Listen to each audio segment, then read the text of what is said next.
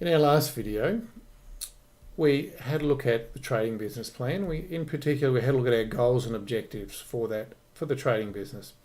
Now, we also looked at, in a slightly different way, what it would mean to be successful at trading. Now, in today's video, we're going to look at assessing the trading business.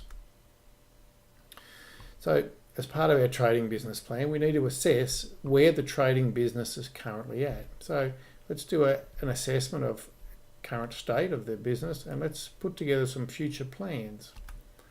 So now, in regards to time, we need to assess how much time are we currently allocating to the trading business.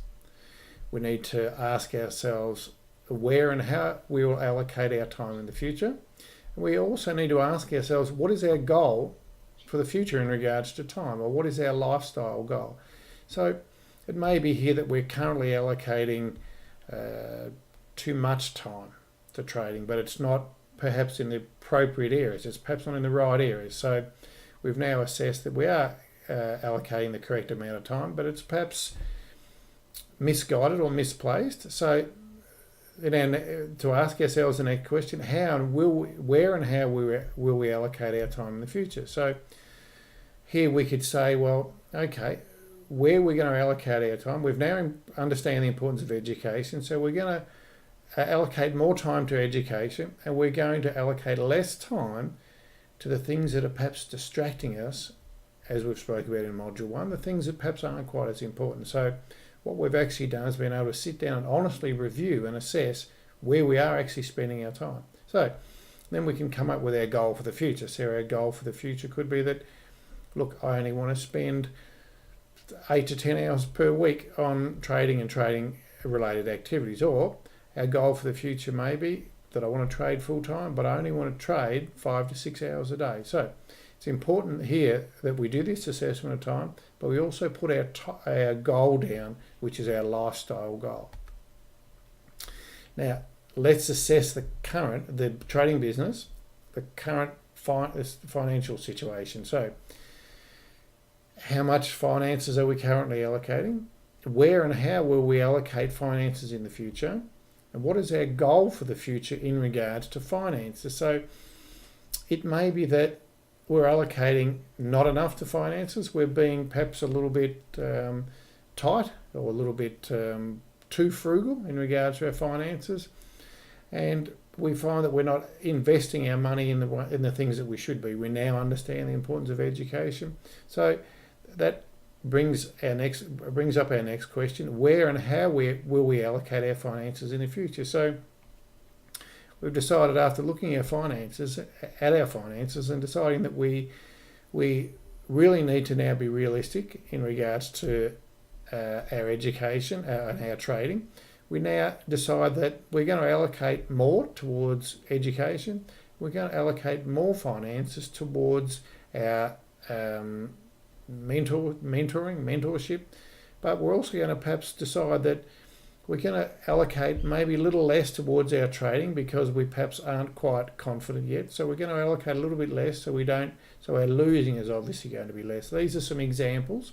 So what is our goal for the finances in the future? So our goal should be to allocate perhaps ample finances towards education and mentoring, and perhaps now to invest a little bit more into our trade now that we're confident and we're building up our statistics. Maybe that now we'll invest a little bit more in our account, live trading account, and we'll perhaps gradually increase this over time. So we need to state all this, and once again we need to be honest about this. So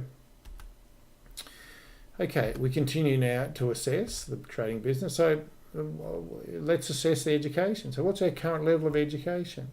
So it may be that our current level of education is ample. We may feel that it's ample, or we may feel that no, it's not enough. We now realise, after going through the stages of the trader, we now realise that it's not enough. So we need to now be more educated to start achieving our goals. So and it may be that the level of education that we want to achieve our goals is perhaps a lot higher than we expected. So we need to be quite clear about this. So what time will we allocate in the future? So depending on what our goal for education is, it may be that we need to allocate a little bit more or perhaps a lot more depending on our goal.